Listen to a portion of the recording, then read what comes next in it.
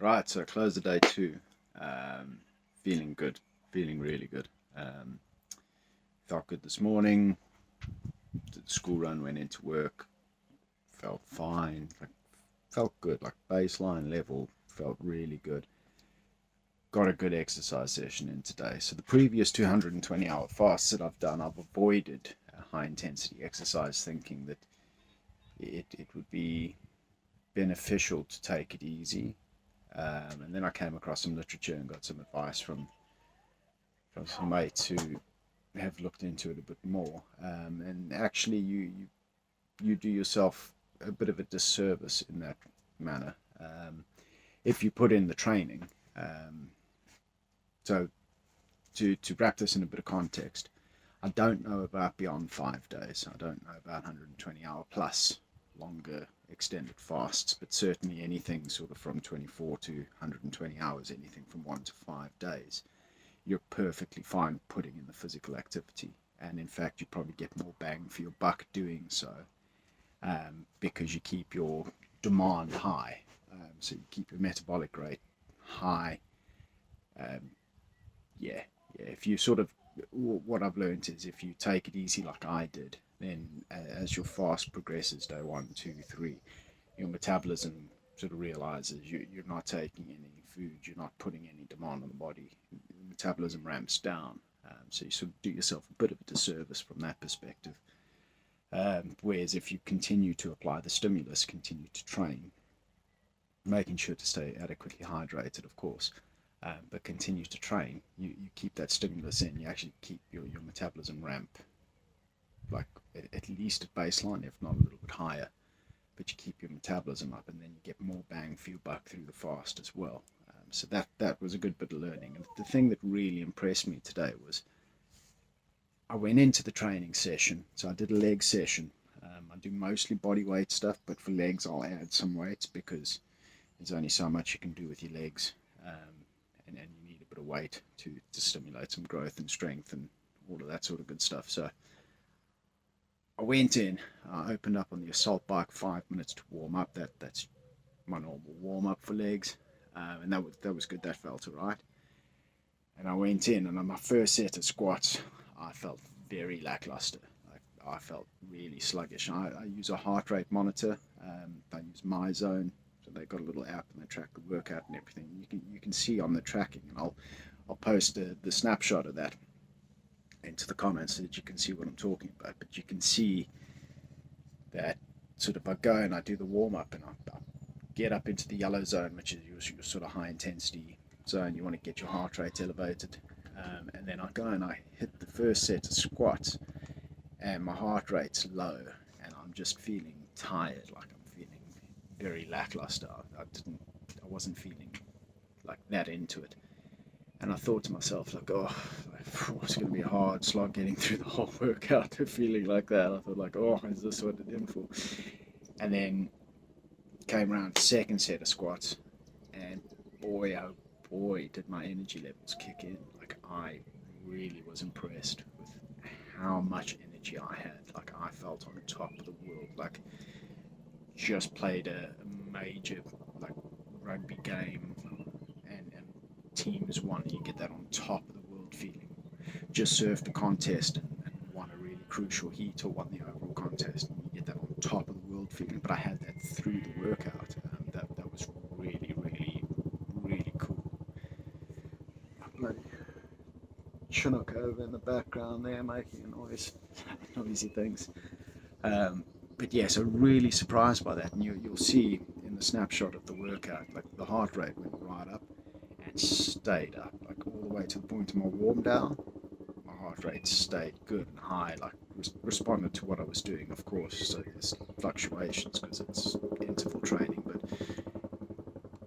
really had good energy, could really put in a good amount of effort. Like I really got a good amount of effort in today. And I was surprised at how good I felt and how hard I was able to push. I really thought at that stage, I was about 42 hours into the fast, I really thought that I might struggle for energy. Not the case at all. Now, that was my first real training session this week, so my intramuscular glycogen reserves would have still been full. going into that, I hadn't placed any demand to have drained the intramuscular glycogen. So I suppose expected that I would have had sufficient energy for it. And I guess the real test of this will come tomorrow. So tomorrow will be a pretty strenuous upper body session. So tomorrow's pull-ups, push-ups, bunch of core work like hanging leg raises, toes to bar. Yeah, variations of pull-ups, variations of push-ups, variations of core. And yeah, upper body day one each week. That's a grueling session. That's going to be a good session.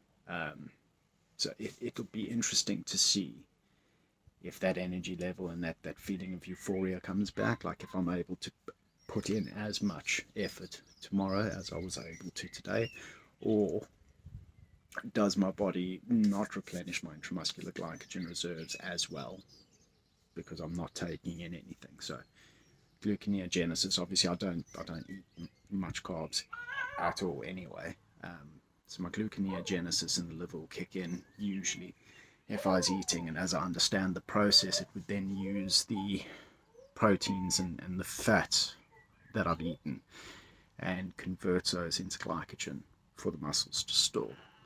So fantastic little biological process there. Really use that a lot generally.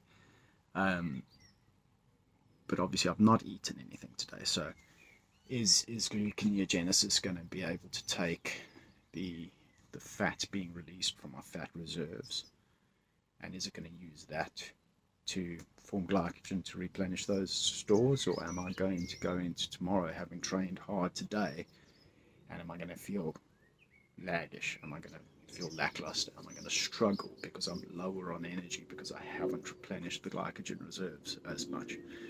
And the reason I'm banging on about that is moderate to high intensity exercise, the muscles are fueled by intramuscular glycogen pretty much exclusively. Like, you don't burn fat directly to fuel that. You can use fat via gluconeogenesis to provide the glycogen needed to propel the muscles through the moderate to high intensity exercise, but you cannot burn fat to do that exercise. So I learned that a while ago, and that was interesting. So yeah, it's going to be interesting to see. It'll be interesting to see how tomorrow goes, but so far as today goes, I feel good, well hydrated, had a good session, have had a good day. Yeah, it's starting to get a bit nippy now, so I'll head inside in a bit, wind down for the evening, get into bed good and early, probably be in bed by 9 p.m. tonight. Up again at 4 tomorrow morning, carry on working on the book. 4. I learned through the undertaking my master's degree many years ago that I don't function in the evenings. The brain doesn't work. I can sit and try and work on the book tonight, but it will be hard going, and I'll struggle to concentrate, and I'll be distracted by a bunch of stuff. Like, it just doesn't fit with me. Whereas I can get up at 4 a.m. and I can have a quick shower so that by 4:30 I'm sat down and I'm working and I'm on it. I'm switched on and I'm engaged and I'm not distracted and I'm not still sleepy or anything like that. So the early mornings definitely works a treat for me. Late nights, nah, the brain doesn't like that. Like, I'm not a night owl. I'm an early bird. In fact, during the undertaking my master's degree, when I was doing the dissertation, I remember I was getting up at 3 a.m. then. So I was getting in bed at 9, getting up at 3. So still getting a decent amount of sleep, good 6 hours. Felt perfectly adequate for me. I'll aim to get 7 hours tonight, and that's perfectly adequate. I'm happy with that. I wake up, I'm refreshed, I'm focused, and I go. But yeah, so that's why 4 a.m. for those who are curious. So yeah, day 2 done and dusted, feeling good. Oh yeah, that's the other thing.